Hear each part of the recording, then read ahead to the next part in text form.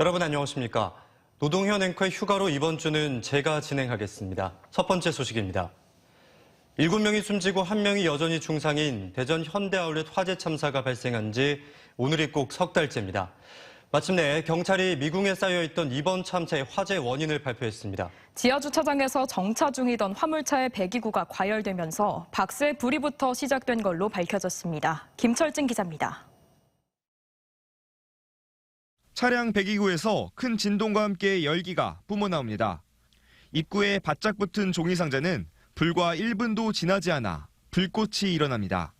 국과수와 경찰의 대전 현대아울렛 화재 원인 규명 실험에 참여한 외부 연구진이 경유차의 매연 여과 장치인 DPF의 열기로 화재가 일어날 수 있음을 보여주는 실험입니다.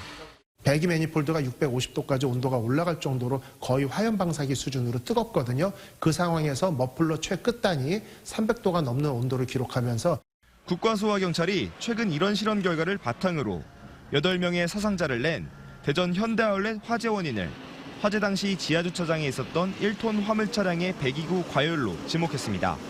시동이 켜진 채 정차 중이던 1톤 화물차의 매연 여과 장치가 매연 먼지를 제거하기 위해 고온의 열기를 내뿜었는데 바닥에 있던 종이 상자에 불이 붙었다는 겁니다.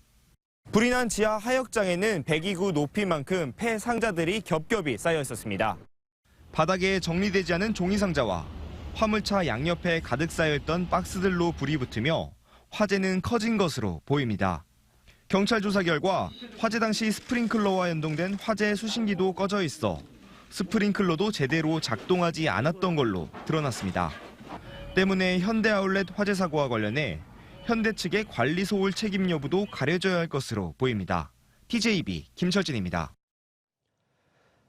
조금 전 보도에서 보셨지만 현대아울렛 화재 당시 스프링클러를 작동시키는 화재 수신기가 꺼져 있어 화재를 감지했음에도 골든타임을 놓쳤습니다. 누가 도대체 왜 껐는지 경찰이 수사 중인데 현대백화점 본사 관계자 등을 추가 입건하기로 하는 등 수사를 확대하고 있습니다. 계속해서 양정진 기자의 보도입니다. 현대아울렛 화재 원인을 발표한 경찰이 대전 현대프리미엄 아울렛에 대한 6번째 압수수색에 나섰습니다. 경찰은 지난 9월에도 소방설비와 안전관리 등 상자 10개 분량의 서류와 컴퓨터 하드디스크 등을 확보했지만 현대아울렛 측이 화재와 관련해 제출하지 않은 자료가 상당수 남아있다고 판단했기 때문입니다. 특히 발화 지점 주위에 스프링클러가 작동하지 않은 점을 주목해 수사를 확대하고 있습니다. 현대아울렛 사고 당시 화재 수신기가 꺼져 있어 감지기가 화재를 감지했음에도 초기 진화에 중요한 역할을 하는 스프링클러에선 물이 나올 수 없었던 겁니다. 다만 불이 난 뒤 누군가 수신기를 켜 스프링클러는 뒤늦게 작동했는데 이미 골든타임이 지난 뒤 발화 지점과 떨어진 다른 곳에서만 일부 작동한 것으로 나타났습니다. 수신기와 기능이 연결된 방화 셔터 역시 일부만 작동했습니다. 화재 수신기는 화재 전날에도 꺼져 있었던 게 확인됐는데 언제부터 꺼져 있었는지는 밝혀지지 않았습니다. 경찰은 소방설비 오작동 우려 때문에 꺼놨을 가능성에 대해 조사하고 있습니다. 이와 함께 경찰은 화재 피해를 키운 원인 중 하나로 지적된 지하 칸막이방 170개에 대해서도 대전시와 유성구 등과 함께 위법 여부를 확인하고 있습니다. 그동안 경찰은 현대아울렛 관계자 6명과 소방관리 하청업체 4명, 보안관리 하청업체 3명 등 13명을 입건해 수사를 벌여왔습니다. 경찰은 국과수의 화재 원인 분석 결과가 나온 만큼 이르면 이번 주 내로 이들에 대해 구속영장 신청을 검토 중입니다. 이와 함께 현대백화점 본사에 대해서도 혐의를 확인해 추가 입건할 방침입니다. 대전점 관계자뿐만 아니고 관리 소홀이 확인된 본사 관계자 등 소방점검업체 등 관련자들에 대해서 엄정 수사하도록 하겠습니다. 한편 지난 10월 말 김영종 현대백화점 사장과 방제시설 하청업체 대표 등 3명을 중대재해처벌법 위반 혐의로 입건해 조사하고 있는 노동청도 국과수 감식 결과를 바탕으로 수사를 이어나갈 예정입니다. TJB 양정진입니다. 독성 물질이 든 공장 폐수를 자회사 공장에 떠넘긴 의혹을 받는 현대오일뱅크에 대해 검찰이 강제 수사에 들어갔습니다.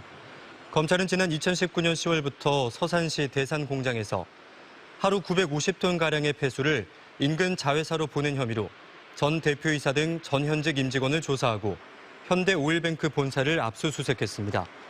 검찰은 현대오일뱅크가 폐수 처리장 증설 비용을 줄이기 위해 자회사 공장에서 폐수를 처리했다고 보고 있습니다.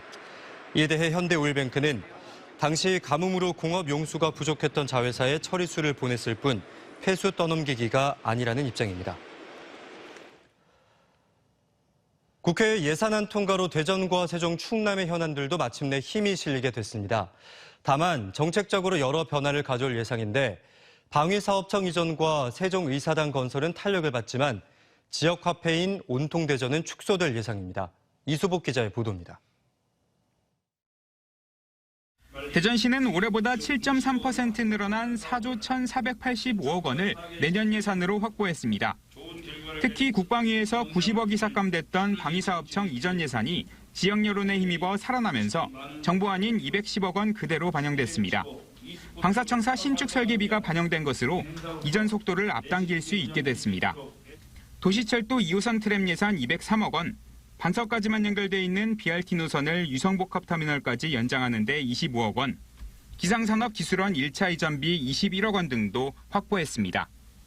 다만 지역화폐인 온통대전은 230억 원의 국비를 확보했는데 대전시는 국비 지원만큼만 운영하겠다고 밝혔습니다.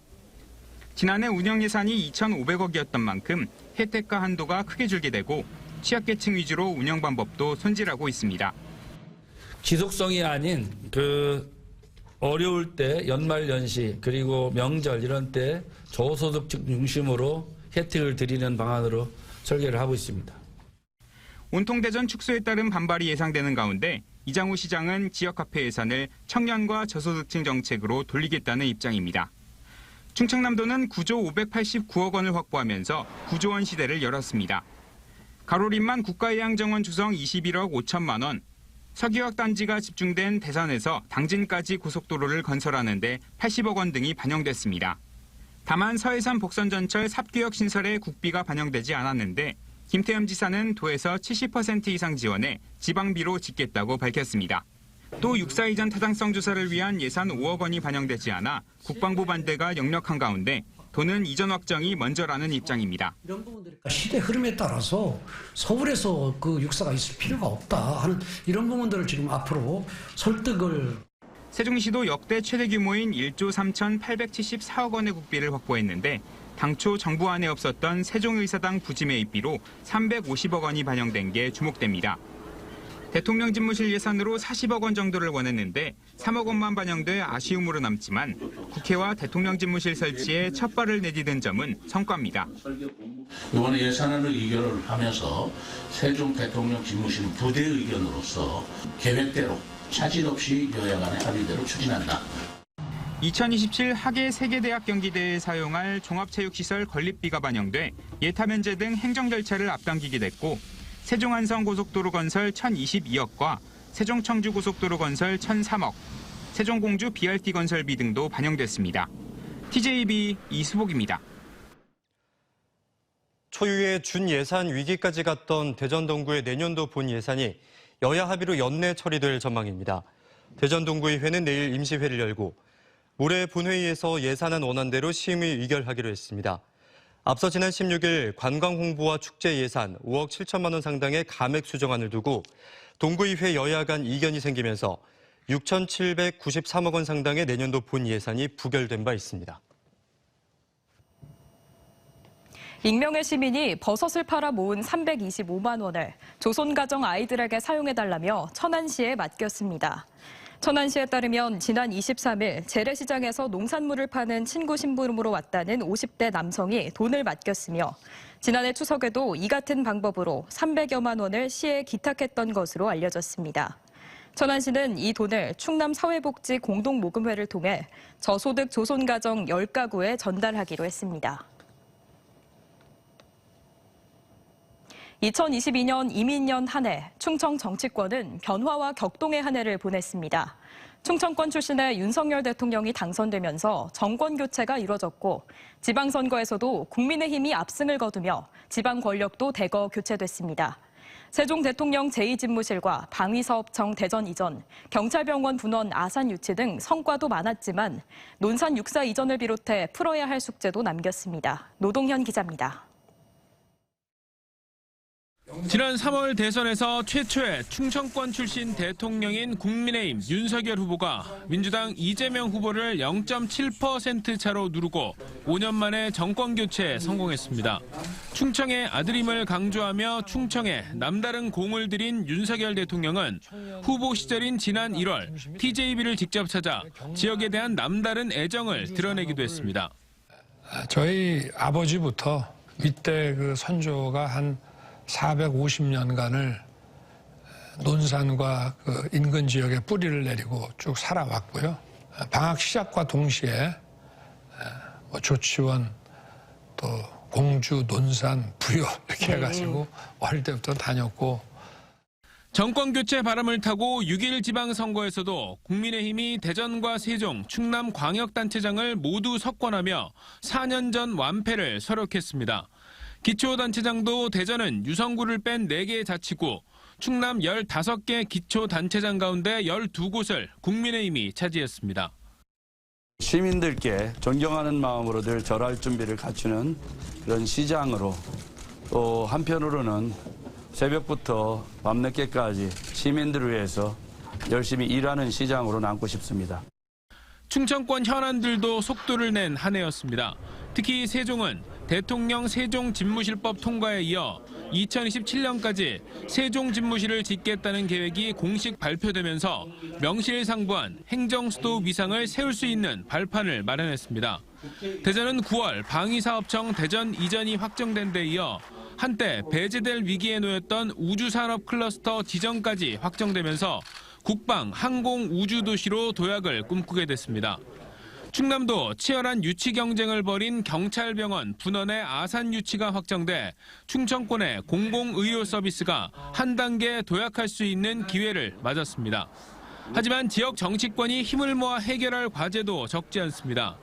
대선 공약인 6.4 논산 이전이 군 수뇌부의 조직적인 반발에 제동이 걸렸고 내년 상반기 윤곽을 드러낼 공공기관 제2차 이전과 관련해서도 대전과 충남 소외 우려가 여전합니다.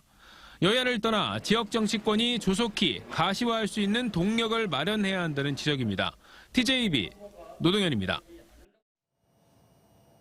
내년 3월 8일 당권 도전에 나선 국민의힘 안철수 의원이 대전 당원과의 만남에서 총선에서 승리하려면 수도권이나 충청에서 당을 이끌 사령관이 나와야 한다며 경기도 성남이 지역구이고 대전 명예시민인 자신이 적임자임을 강조했습니다. 안 의원은 눈썹 위 반창고에 대해 최근 당원들과 접촉하던 도중 부딪혀 상처가 났다며 머리가 깨지는 한이 있더라도 총선 승리 약속을 지키겠다고 말했습니다. 당대표 출마를 선언한 황교안 전 총리도 당원 연수에 참석해 자신이 당대표를 할 때 바른미래당과 통합 차원에서 합당했지만 결국 역효과가 났다며 유승민 전 의원과 이준석 전 대표를 겨냥했습니다. 국내 연구팀이 철로 된 벽을 초속 70cm 속도로, 천장은 초속 50cm 속도로 거꾸로 매달려 이동해 보행형 등반 로봇 중 세계에서 가장 빠른 사족 보행 로봇을 개발했습니다. 카이스트 기계공학과 박혜원 교수팀이 개발한 이 로봇은 다양한 환경에서 이동이 가능해 배 교량, 송전탑 등 대형 철 구조물의 점검 수리 보수에 폭넓게 활용할 수 있을 것으로 기대됩니다. 기존 로봇은 바퀴를 이용해 높낮이차나 요철이 있을 때 이동이 제한되거나 속도가 현저히 느린 단점을 갖고 있었는데 이번에 개발된 로봇은 페인트 칠이나 먼지가 있는 물탱크, 벽에 도출된 장애물도 극복할 수 있습니다. 캠퍼스 안에서 동기생을 강제 추행한 혐의로 기소된 대학생이 실형을 선고받았습니다. 대전지법 차주희 판사는 지난 3월 대전의 한 대학 기숙사 앞에서 술에 취한 채 이날 처음 만난 동기생 B씨의 신체를 강제로 접촉한 혐의로 재판에 넘겨진 20살 A씨에게 징역 8개월을 선고했습니다. 재판부는 죄질이 무겁지만 A씨가 잘못을 인정하고 학교를 자퇴한 점 등을 고려했다고 설명했습니다. 택시 기사들에게 수면제를 먹인 뒤 휴대전화 등을 훔친 혐의로 기소된 30대가 항소심에서도 실형을 선고받았습니다. 대전고법 제1-1 형사부는 지난 6월 출장을 함께 가달라며 택시기사를 속인 뒤 수면제가 섞인 음료를 먹여 재우고 휴대전화와 차키를 훔치는 등 2차례에 걸쳐 1,700만 원가량을 빼앗은 혐의로 재판에 넘겨진 35살 A씨에게 1심과 같은 징역 4년을 선고했습니다. 재판부는 강도죄 등으로 4년을 복역한 A씨가 출소 후 6개월 만에 범행을 반복해 죄질이 나쁘다며 판시했습니다. 오늘 아침 7시 35분쯤 아산시 탕정면 갈산리에서 한 승용차가 중앙선을 넘어 반대편 차선에서 달리던 차량 2대를 들이받는 사고가 났습니다. 이 사고로 반대편 통근 승합차에 타고 있던 58살 여성이 사망했고 9명이 경상을 입어 병원으로 옮겨졌습니다. 경찰은 승용차가 과속하면서 조향장치를 제어하지 못해 사고가 난 것으로 추정하고 정확한 사고 원인을 조사하고 있습니다.